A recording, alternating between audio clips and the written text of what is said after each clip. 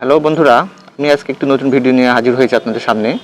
আপনারা ক্যামেরার সামনে যে গাছটি দেখছেন, এটি হচ্ছে আমার 2 বছর পুরনো একটি ড্রাগন গাছ।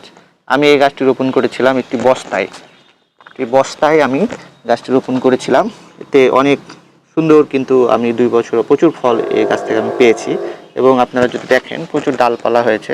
তো বস্তাতেও কিন্তু ড্রাগন ফল হয়, কিন্তু 2 বছরের মধ্যে যেহেতু বস্তাটা নষ্ট হয়ে গেছে, আর নষ্ট হয়ে যাওয়ার কারণে এখানে আমি আজকে ডিসেম্বর মাস চলে আসার পরেও আমি কোনো খাবার এখানে দিতে পারিনি। এতে করে কোনো নতুন ডাল কিন্তু এখনও বের হয়নি। আপনারা যদি দেখেন, এটাতে কোনো নতুন ডাল বের হয়নি। এগুলো সব হচ্ছে গত বছরের পুরনো ডাল, যেগুলো ফল দিয়েছে সেই ডালগুলো এখানে আছে।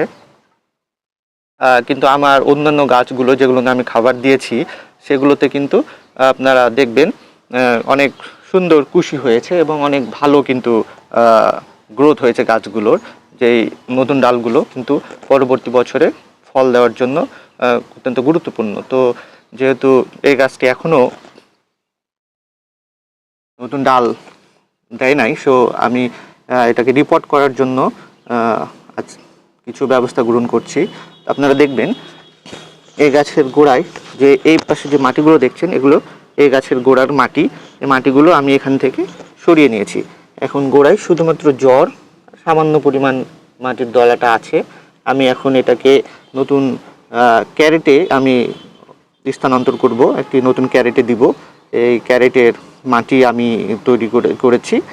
আমি এই কাজটাকে এখন রিপোর্ট করব। আপনারা সকলে দেখেন আমি কিভাবে রিপোর্ট করি। আর রিপোর্ট অবশ্যই আমাদের করা লাগবে যখন একটি গাছের বয়স 2 বছর হয়ে যাবে আর এরকম একটি সিচুয়েশন তৈরি হবে, তখন অবশ্যই আপনারা কিন্তু রিপোর্ট করে দিবেন। সবাই গোবর সার অবশ্যই ইউজ করবেন।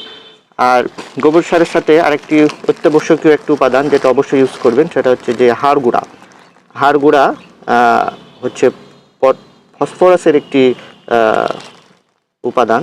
হাড় গুঁড়ায় প্রচুর পরিমাণে ফসফরাস থাকে। আমরা যখন মাটি তৈরি করব অবশ্যই হাড় গুঁড়া দিব, এতে আমাদের ফসফরাসের চাহিদা পূরণ হবে। তো হাড় গুঁড়া অবশ্যই কিন্তু আমরা দেবো।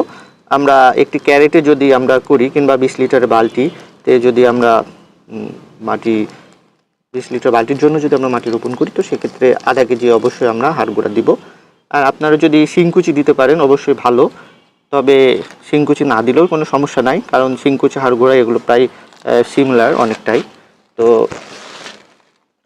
হাড় গুঁড়া দিলেই কিন্তু হবে। আর হাড় গুঁড়ার সাথে আমরা কিছু রাসায়নিক সার অবশ্যই ইউজ করব। এখানে আমার রাসায়নিক সার আছে। রাসায়নিক সারের মধ্যে আমি ইউরিয়া, টিএসপি এবং ডিএপি এই 3টে সার আমি মিক্স করে নিয়েছি। এখান থেকে আমি 1 মুঠা পরিমাণ হচ্ছে একটি ক্যারেটের জন্য ইউজ করব। আর সাথে কিছু পটাশ সার অবশ্যই আমরা দিব। পটাশিয়ামের চাহিদা পূরণ করার জন্য খুবই গুরুত্বপূর্ণ।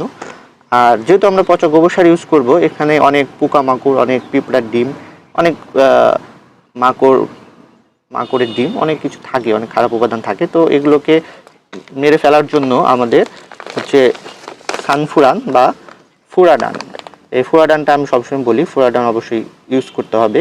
না হলে দেখা যাচ্ছে অনেক সময় পোকামাকড় আক্রমণে গাছের গ্রোথ কিন্তু ঠিকমতো হয় না। তো ফুরাডান আমরা অবশ্যই ইউজ করব। ফুরাডানের পরিবর্তে আপনারা নিমখোল ইউজ করতে পারেন। এটা হচ্ছে নিমখোলও খুব ভালো কাজ করে। তবে নিমখোল যেহেতু অনেক এক্সপেন্সিভ, তবে হাতের কাছে পাওয়া যায় না, আর ফুরাডানটা সহজে পাওয়া যায়, আমি ফুরাডানটা ইউজ করি সচরাচর। তো আমি যে উপাদানগুলো বললাম, এই উপাদানগুলো জাস্ট মিক্স করে আমি আমার একটি ক্যারেট আমি ভরাট করব। আর আপনারা ক্যারেটে যদি রোপণ করেন, তো কিছু বিষয় আপনাদের লক্ষ্য রাখতে হবে। কারণ ক্যারেটে গাছ রোপণের পূর্বে ক্যারেটটা যেহেতু অনেক ছিদ্র থাকে, পাশে দেখবেন অনেক ছিদ্র, তো ছিদ্রতে কিন্তু পানি চলে যাবে। এই জন্য আমরা সবসময় ছিদ্রগুলো একটি বস্তা কিংবা একটি পলিথিন দিয়ে ঢেকে দেওয়ার চেষ্টা করব। আর নিচে অবশ্যই একটা পলিথিন দিয়ে রাখবেন, নাহলে পানি ড্রেনেজ কিন্তু পুরোটা ড্রেন হয়ে যাবে।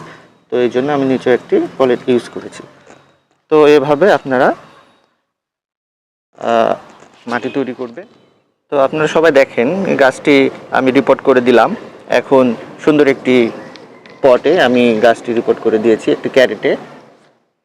আর আপনারা একটি জিনিস লক্ষ্য করে দেখবেন, প্রচুর পরিমাণে ডাল কিন্তু এখান থেকে আমি কর্তন করেছি, প্রুনিং করে দিয়েছি। তো রিপোর্টের পূর্বে অবশ্যই আমরা প্রুনিং আমরা করে দিব, কারণ প্রুনিং করে দিলে নতুন নতুন প্রচুর পরিমাণে ডাল কিন্তু এবার গাছে বের হবে। আপনারা এই যে অংশগুলো দেখছেন, আমি এগুলো প্রুনিং করে দিয়েছি, কারো অংশগুলো প্রচুর ডাল আমি প্রুনিং করেছি। এই যে আপনারা এখানে যদি দেখেন, এতগুলো ডাল আমি এই গাছটি থেকে প্রুনিং করে দিয়েছি। তো অবশ্যই আপনারা যদি রিপোর্ট করেন, তো অবশ্যই আপনারা রিপোর্টের পূর্বে প্রুনিং করে দিবেন। ক্যারেট হচ্ছে সব থেকে ড্রাগনের জন্য পট হিসাবে অনেক ভালো। ক্যারেটে প্রচুর মাটি ধরে, এই জন্য ক্যারেটে আপনারা যে কোনো ইচ্ছা করলেই আপনারা ড্রাগন ফল গাছ রোপণ করতে পারবেন।